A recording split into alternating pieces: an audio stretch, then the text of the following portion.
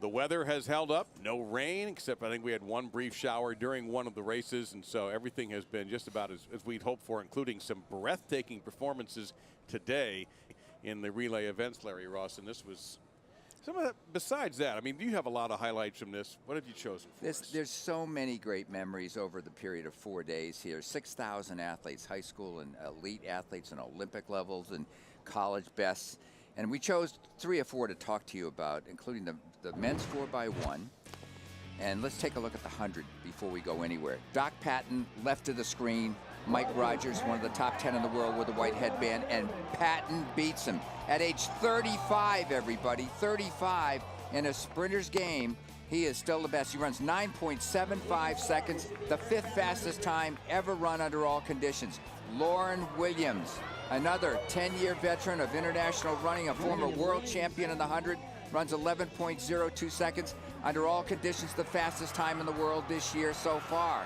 And then Texas A&M just lit up the track and came within 15/100ths of a second of the Jamaican national team's time, the best in the world this year. And they are a college team, almost running as fast as the whole country of Jamaica. Yeah, the crowd was going crazy today. Some of the races were so close and so competitive, and the speed just blinding. Now, Dwight, you've competed in this event, of course. I know you have great affection for it. What do you take away? 40 years ago was my first Texas Relays, and we went all the way back to Wednesday when we were covering the multi-event competitions. I want to go back to that because you have Erica Bogard, the 19-year-old from Mississippi State who set a personal best and won the Texas Relays title here in the heptathlon.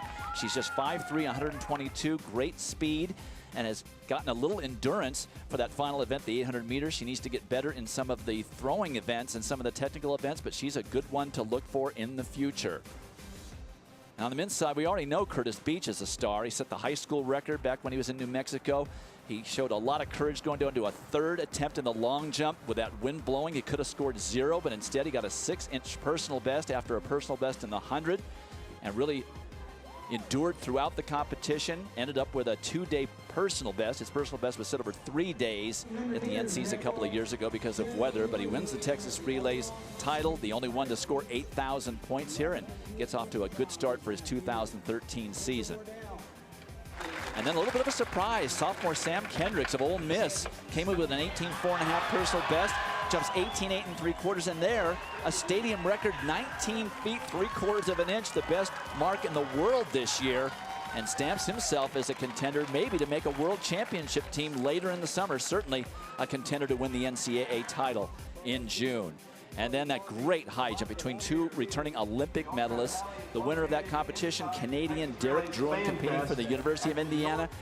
He clears 7.6.5 very easily and stamps himself as a possible NCAA champion outdoors. He's done it twice indoors. He's looking to do it outdoors.